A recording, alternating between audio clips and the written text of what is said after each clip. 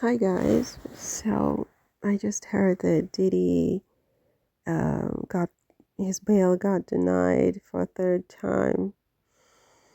So yeah, I mean it's unfortunate for him. As I said, I do think that I think he should have gotten bail ounce for ounce. Based on the fact that the Abercrombie and Fitch CEO got bail, and Matt Gates, he wasn't even arrested for very similar charges and stuff like that. I felt like, okay, he should have gotten bail. But when I heard about, my first knee-jerk reaction when I heard that he had broken the rules in jail, and he had used other inmates' phones and things like that. My knee jerk, which I expressed in the podcast, was that the judge would not trust him to obey rules once he's out of jail. And I also felt I was very angry with him because I felt like he had undermined the work that his lawyers were trying to do for him by doing that.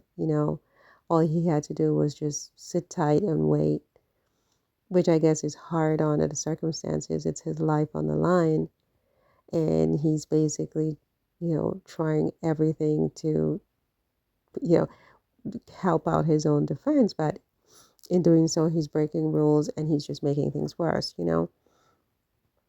And so I was just very angry, and I think I even said at one point, if I were on the case, I would ask to be removed from the case because I'd be so angry because it's like I have no control over my client. But then I think his lawyers came out with some very, very good constitutional arguments about the whole situation. The Fourth Amendment, unreasonable searches and seizures, the Fifth Amendment, the Sixth Amendment, right to effective counsel and, having attorney-client privilege and so on, being part of that. And, taking his notes on the circumstances being a violation of his rights. And I think the judge, I haven't read the judge's opinion, obviously. I mean, it's like, 3 o'clock in the morning at this point. So I have to, when I wake up in the morning, I will take a look. But, you know, I think that the judge considered all of those things. I'm just giving you a snapshot of my day today while I talk to you about the Diddy case. I'm multitasking as usual. But I think the judge, I wouldn't be surprised if the judge agreed with the defense on all of those points, all the constitutional arguments and so on. The judge agreed.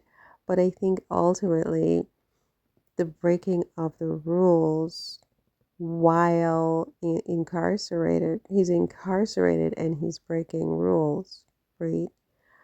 What is he going to do once he's out?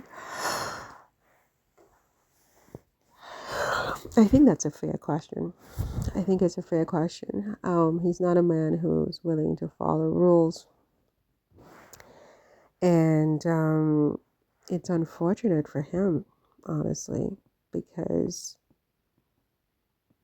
it's really, really unfortunate for him. So the trial is in May, so he's going to be behind bars until May, unless his appellate attorney, Alexandra Shapiro, then appeals this decision, which she probably will, unless he fires them all. He could end up firing his whole legal team and getting a new team.